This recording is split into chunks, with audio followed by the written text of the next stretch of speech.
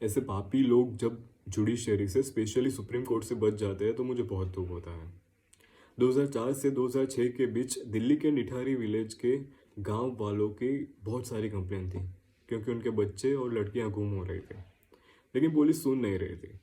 Finally 29 दिसंबर 2006 को निठारी के Pander house के पीछे के नाले में से कुछ मानव कंकाल मिलते हैं और ये उस निठारी के खोए हुए बच्चों के ही थे। और जांच पे पता चलता है कि उनके साथ सेक्सुअल असॉल्ट किया गया था और बाद में मारा गया था। अब केस आगे बढ़ता है तो पंडेर हाउस का जो मालिक था पंडेर और उसका एक नौकर था कोली, उन दोनों को अक्यूज पाया जाता है। अब दोनों को सीबीआई हिरासत में लेती है और पूछताछ करती है। तो ऐसा पता चलता है कि भाई कोली बच्चों को धीरे धीरे वो पंडेर हाउस पे बुलाता था और उनको फुसला के मार देता था और उन्हें शायद ये दोनों खाते भी थे। तो पॉसिबल कैनिबलिज्म भी होता है।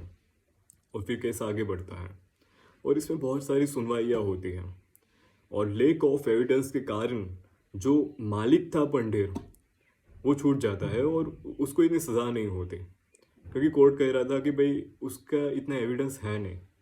अब बात आती है कोहली की नौकर की, तो उसको 2 बार लाइफ सेंटेंस होती है और फाइनली 2023 में लाइफ सेंटेंस होती है, लेकिन फिर 2025 में अभी 12 नवंबर को उसे लेक ऑफ एविडेंस के कारण मुक्त किया जाता है।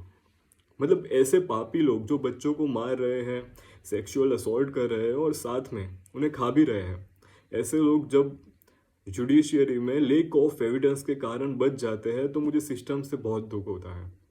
और ये जो इन्वेस्टिगेशन किया और जिसने भी इस इन्वेस्टिगेशन में पूरी तरह से जांच नहीं की, कुछ एविडेंस छोड़ दिए, ऐसे लोगों की वजह से जब ये केस ऐसा मतलब इतना वीक बन जाता है ना कि सबको पता है कि ये चीज़ हुई थी और ये बच्चे मरे थे, लेकिन फिर भी ये लोग जब छूटते हैं तो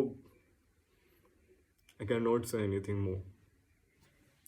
और मैं आपको बस इतना कहूँगा कि आप खुद निठारी किलिंग के सर्च कीजिए यूट्यूब पे और देखिए कि उसमें क्या क्या हुआ था, क्योंकि उस पर बहुत सारे अच्छे वीडियोज़ हैं, तो आपको डिटेल में इन सब के बारे में पता चलेगा।